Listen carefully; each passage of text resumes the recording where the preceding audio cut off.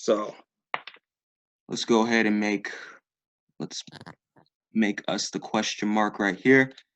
So you guys already remember how it works in terms of what we're looking for offsides. You know, right here is obviously your offsides right here for big man. How we went over it is you just stay behind here, let the other team push back, and then you get on sides again, right? So for this one instead, you're not going to wait for them.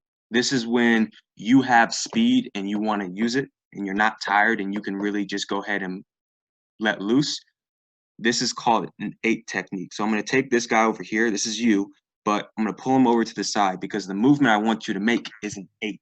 And here's what it looks like. I want you to pay very, very close attention to how it works, because it's mainly going to be something that you use when you're not tired. Let me just run to that. And all right. So you guys can see here. You guys can see here. So you guys can see I made 2 8s. Matter of fact, let's just make another one. So there's so many different ways you can make an 8. And what I mean by that is, let's start off with this one right here. All right. So you guys see, let's say you're out wide. Let's say you're out wide and you want to make a run. Let's say you make a run, you see how you're running through, and you know when you're running and you don't receive that pass, and most times you just stop, right? I don't want you to stop like that. I don't want you to just halt, like stop at that one motion, because when you do that, your knees take all that damage, all that strain, all that speed that you were about to go explode with. It's going to take all that in, and you don't want your body to be receiving that kind of damage. So instead of just simply stopping, I want you to continue the run, jog, and then come back through here. And then you come back around, make another run. You don't receive it, jog, come back here. Make another run, jog right here. You guys understand what I mean? Yeah. Okay. So this is the 8 motion. And this is for if you're a winger or you're a striker, because you can do it across a back 4, a back 3, a back 2, a back, no matter what. You can always be performing this. And all it does is ensure that you are always in constant motion, because the defender can't focus on you and the opposition ahead in front of him at the same time. And what you do is you make yourself constantly available for your teammates. Now, obviously, if you don't receive the pass on any of these, don't be discouraged by it. I mean, at this point, you know, if you don't receive that pass, you just have to deal with it. But the moment that you stop making these runs, that's the moment you really give up. So let's actually expand on that. And let's actually say that instead of you staying over here in this area, let's say you make a run. Let's erase here. Let's say you're over here and you make a run through here. You don't get it. You come back through here. You make a run between the fullback and center back over here. You don't get it. Cool. Come back around. Make a run back. Don't get it. Come back around. We'll make it back. Now you see all these are just 8 patterns. And what you do is you just continually make circular runs to where it looks like an 8. And there's so many ways you can do it. I can't even go over all of the types of ways you can make your 8. There's so many. So that was out wide. Let's go over if you're in the middle. Let's say let's put you right here in between the 2 center backs, right? So let's say that you want to make a run over the top. Obviously, you don't get it, you come back. And let's say you stay there. And let's say you do that 2-3 times. And then all of a sudden, instead of making that run back around, you go behind this center back and you make that run. So you can make an 8, you can make just a circle run to where you come back around, but whatever you do not stop. You do not stop for any means. There is no reason why you should be stopping unless you are dead ass tired. But this puts you in a spot to where no matter what the opposition does, they won't be able to guard you because they won't be able to tell who's supposed to be on him. The fullback, the center back. It's going to be very difficult, very, very difficult to even pick you up. So no matter if you're going through here, come back around, through here, come back around, through here, this is where you can be creative and you can just change your run. You can go circular around this center back. And what you want to do is you want to, when you make your run, when there's a back line, I'm sure you guys who are attackers, you have in a back line when you're going up against, you have that one player who you can probably outpace. That one player, that slow guy they have in their back line, whether it's a fullback, their center back, if it's a freshman or something or whatever they have their weak spot. So let's say this guy right here, he's the weak one. That means that whenever you're making your runs, it should be through here to where he's going to be picked up, or he's going to try and pick you up. Or if you're out wide over here, you can come back through here, this channel. But what you want to do is you always want to be continuing those runs. So I call these 8 runs. They're called, I've been told they're called circular runs by different people. People have different names for them, but they mean the same thing. You're just in constant motion. So when you make your sprint, your full head sprint, you don't receive it, jog back in a circle. Come back, don't get it, jog back in a circle. And eventually you're going to receive that pass, especially with nowadays soccer, everyone wants to be playing possession, right? So whenever they're playing possession, that means they're super high up the field. They are really high up the field. So let's say goals back here, they're super high up. Let's add the offsides technique to it. Let's say you're right here. You're offsides. And when the defenders are pushing back and stuff, you drop in. You don't wait for them to push back. You drop in, and then you make your run. And what you can do is you can go across any of these back line. So when we went over the offside technique for the big man, that's because the way we did it was in a way to where you have to be in contact with your opponent. I want to say in a way that where you want to be relying on your strength more than anything. But if you have speed, this is the moment where you can just be anywhere because you're mobile and smart and dangerous. So no matter where you are, once you get back on sides and you make your run, they're not going to be able to pick you up, especially if you just jog back and you just come back around, do it again. Do it again and do it again. And then once you're gassed out for a little bit, then just stay off sides. Stay off sides for a little bit. Just rest, breathe. Just breathe for a second. And after you've breathed for a second, then you go back to doing what you do best, making those runs. Continuously going off sides, on sides, make the run through. And it won't matter because this makes you, especially if you're marked. If you are a marked player, a marked winger, a marked striker, this is exactly what you want to do. Because once you're off sides, they're not going to try and follow you.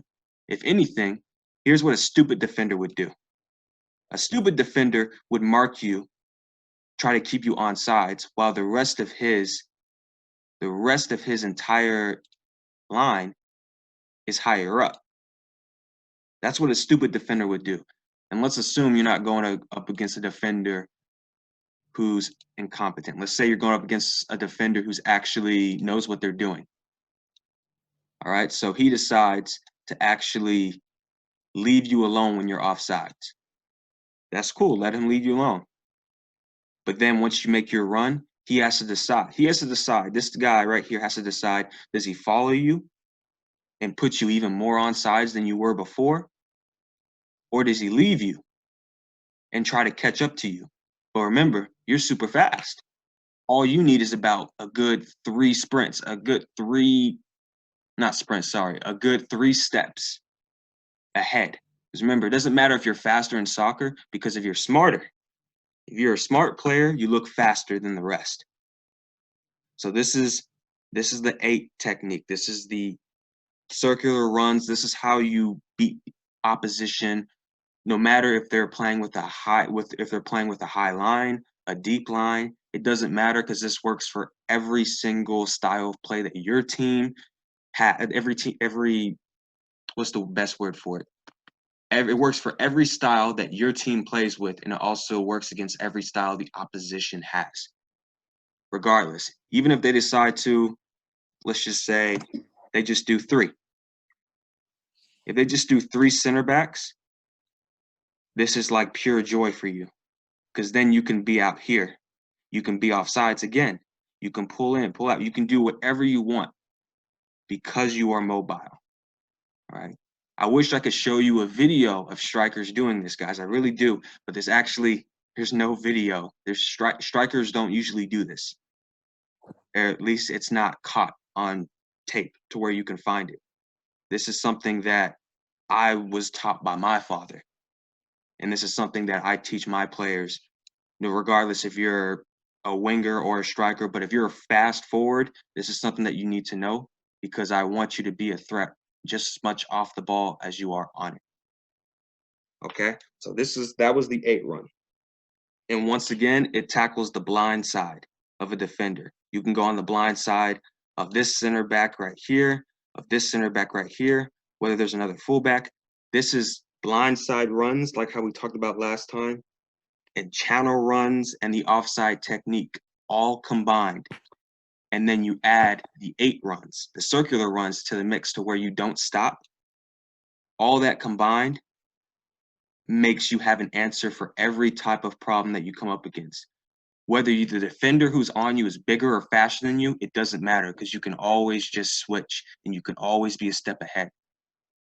All right? All right, so let's move on. So that was 8 runs and offside technique put together. The next thing we need to go over is your main man. Oh, hold up, guys. Let me just add. There's someone here who's trying to get in. Let me just go ahead and add them in here real quick. All right. Sorry, guys. Let me just add this person. They're really... Okay, I see what you mean. All right, what if coach tells me to stay wide and basically stay on the line?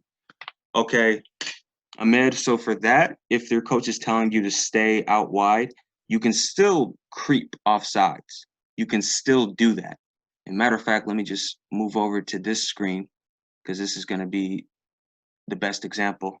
The best example for a quick man that you want to be viewing is 2 players, Salah or Ronaldo.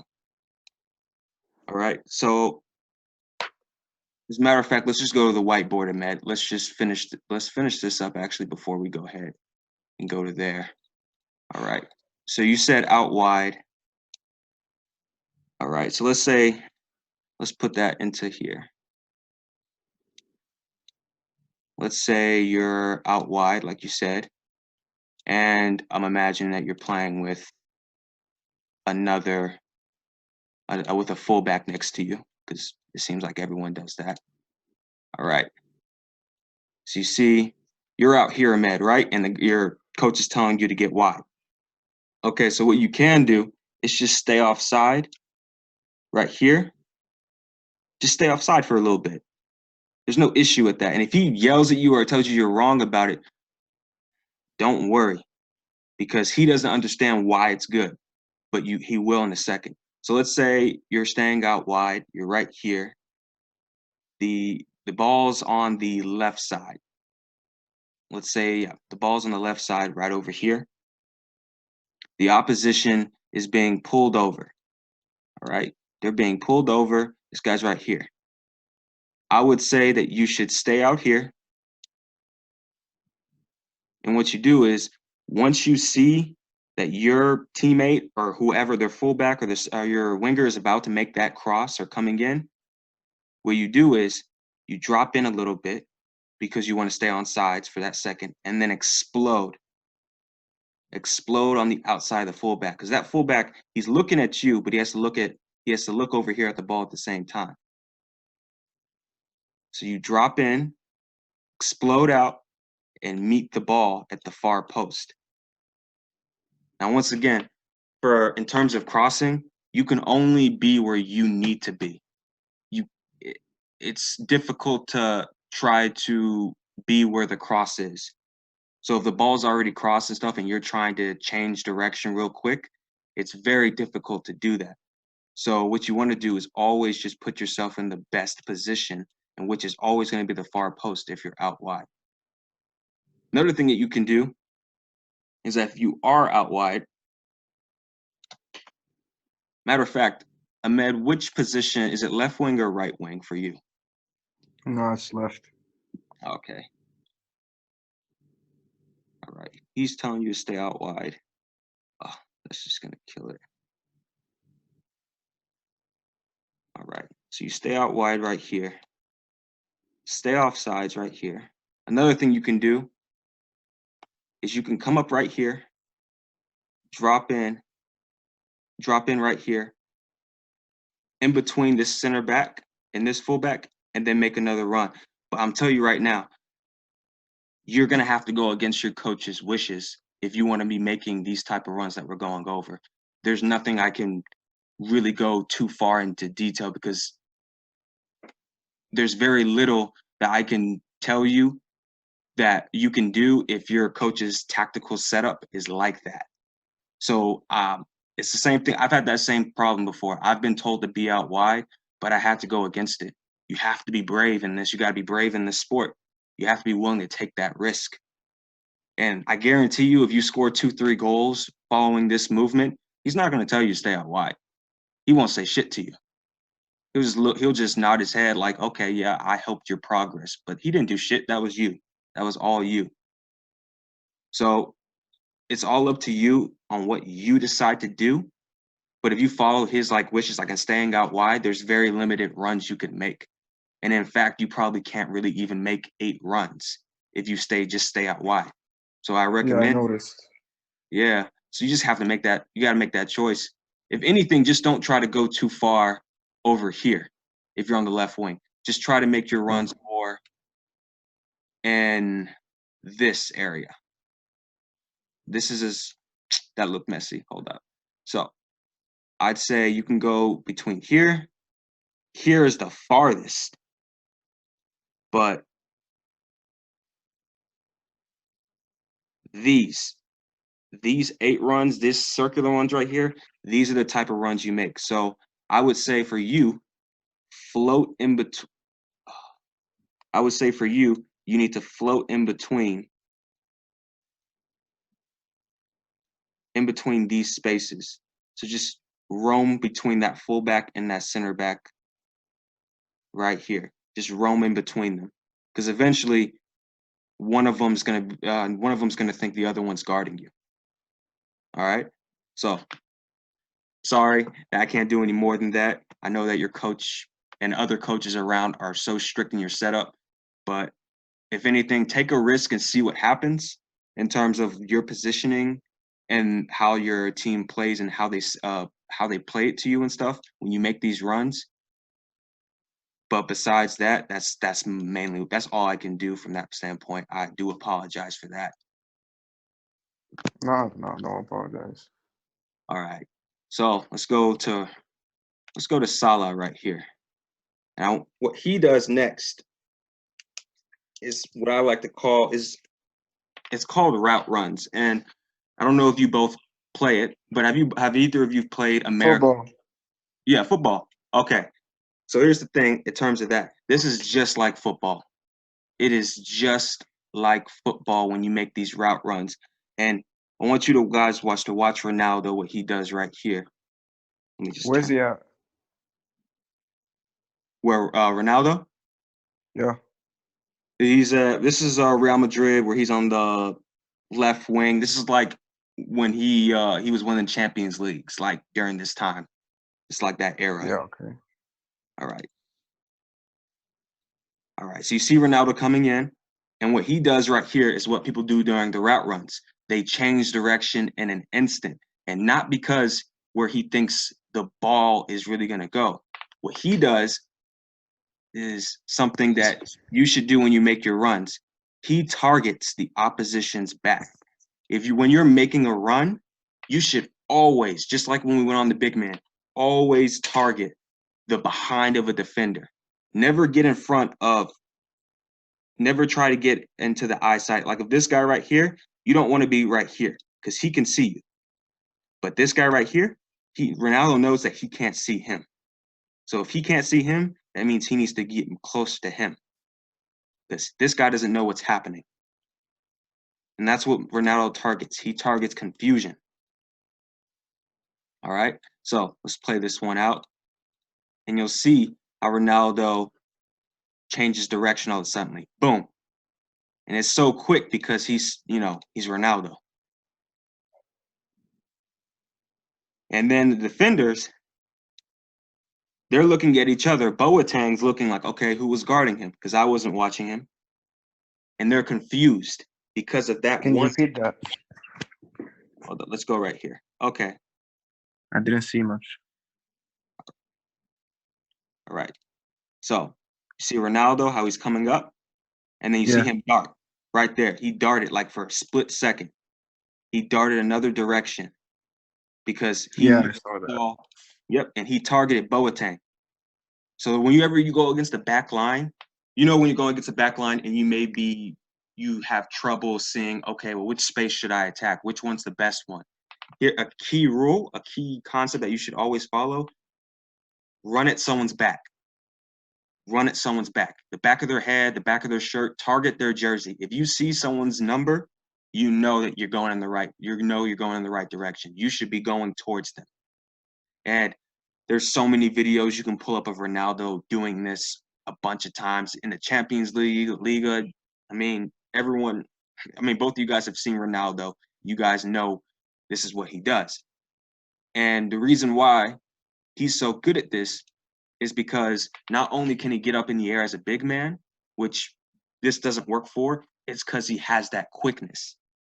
And for you guys, if you have that quickness, that's what you need to do. Every defender you go up against, every time you're making a run, target the back of their jersey. The back of their jersey is what you should be running to. You don't ever want to be caught in their line of vision. Never want to be caught. Because let's play back over. All right, so who's next to Boateng? Let's say, I'm pretty sure that's Hummels. And this guy right here, sorry, it's bad quality right here. Right here.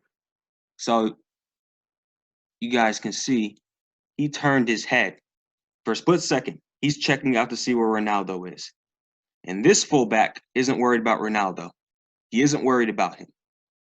He really isn't. He's trying to keep up, but he knows that it's a center back's job at this point because Ronaldo's coming inside. This fullback has to worry about more out here, this kind of space. Now, because he has to worry about that space, the fullback's taken out. This fullback does not matter anymore. That's Ronaldo taking off one guy. He knows that he doesn't have to worry about him anymore. And because of that, he has to worry about, okay, well, the fullback over here, he doesn't have to worry about. So who he has to worry about? These two. All right. And Ronaldo, he could probably go in between. He probably could go in between here, between the fullback and the center back. But why do you think that he didn't do it? I actually want to know and answer what you guys think, because I think you guys know the answer. Don't be shy there. What's the question again? Why do you think Ronaldo didn't run in between this fullback and this center back right here? Because it's in Boateng's line of vision. No, Boateng's right here. Oh, my bad. I thought the guy in front of him was Boateng. Never mind. Nah. So the reason why he didn't do it is because he sees the space is too small. This space over here, between the fullback and the center back, is too small. It's too small to just exploit. He probably could because he's Ronaldo and he's a physical beast, but he doesn't want to do that. He wants to get the easiest goal because remember, he's like 30-something at this time, so he's taking care of himself. 31. 31. Yeah. He's at the prime. So he knows that if he targets this guy, I think it's Hummels. Let's say it's Hummels. If he goes behind his back, he has to worry about the fullback, because then the fullback, then he's actually going to start he's actually going to be on Ronaldo, and that's 2 against 1. And Ronaldo doesn't want that. He doesn't want that kind of pressure on him. So instead, he waits. He waits to see what happens next. And what happens next? He sees Boateng. He sees Boateng, and he sees that Boateng is looking over here at this play. He's focused here. And Ronaldo knows that a defender can't focus on 2 things at once. So what he does is targets Boateng, and he attacks his number. He sees his number 17. He attacks 17. Boom. And it's not even that the cross was good. Even if it was a shittier cross, Ronaldo was still in the right area. And that's what matters. Because if let's say the cross went over Ronaldo and it went past Marcelo, it wouldn't have been Ronaldo's fault. It would have been the cross's fault. And all Ronaldo does is put himself in the best position. So whenever you're making a run as a quick player, a quick striker, quick forward, target the opposition's back. Whether it's the fullback, whether it's the center back, target their back all the time, because they will never be able to deal with it. They will never be able to deal with it. Especially if you have multiple people going forward like Real Madrid just did. I mean, shit, they had Benzema, they had, I don't even know who that one is, but it's Real Madrid at the prime. So that's that's Bale. So you have Bale, Ronaldo, and Benzema. And they are really worried. Marcelo's more out wide than he was wider out before. But thing about Ronaldo, his ability for getting in goal scoring positions is simple. In terms of using his speed, he can score so many goals just because he targets people's back. That's it. He's just smarter. Even if he was 37, 38, he could probably still get a couple of those goals just doing that. All right. So now because of Ronaldo and his quick feet like that, but he's also a big man, he can do so much more. So let's actually look at someone who isn't big. Let's look at Salah right over here. And you can see what Salah does is pretty much the same thing. Now this is like preseason. All right. Now notice Salah's run as soon as he passes the ball. Look what he's doing. He's pointing where it is. Now, he went on this guy's blind spot. This guy's following him, yes. This guy isn't worried about Salah. This guy is, but this guy, Salah attacked the back of his jersey. He attacked the back. This guy's not focused on Salah, and because he's not seeing it, it's already too late. It's already too late what happens. So even if you don't have height like Ronaldo, it can still be just as effective. In fact, I'd probably say it's more dangerous. And he gets through and a play. Now, even if Salah didn't receive the ball then, he would have made his run and stopped and would have hurt his knees little by little. He maybe not would have. He probably wouldn't have felt the pain, but eventually over years, when you do that, your knees are going to start hurting. And that's how you get surgery on your knees. You ever notice when older players have knee problems, when they have to go and get surgery, it's because they stopped when they run. You can't just stop. You're an athlete. You need to take care of your body. Your body needs to be used to making that full motion. I'll put it to you like this, guys. Do you ever see a track star not run through the finish line? No, never. That's because they know that'll hurt their knees. They run through it always because their body is just like an engine. When you're driving, you can't just stop. You can't just brake like that. You get hurt when you do that. But if you slowly come around and go back a different way, then you can go and do the same thing over and over again. So just treating your body It's just training your body in the best way to where you can always keep making these runs, or as longer than you can if you just stop. All right. Let's get this one more time, just so you guys know. Place it in and goes through. All right. Now this video is shorter than before. Is the reason why it is because quick man does not require as many tips because you're quick. There's certain things you already know what to do when you're quick. And those are things that we don't need to really go over because they're kind of simple and it's not like they're amazing techniques. These techniques though, the 8 runs, using the offside, going at the back of defenders, numbers, challenging through there, that is the best way to exploit space.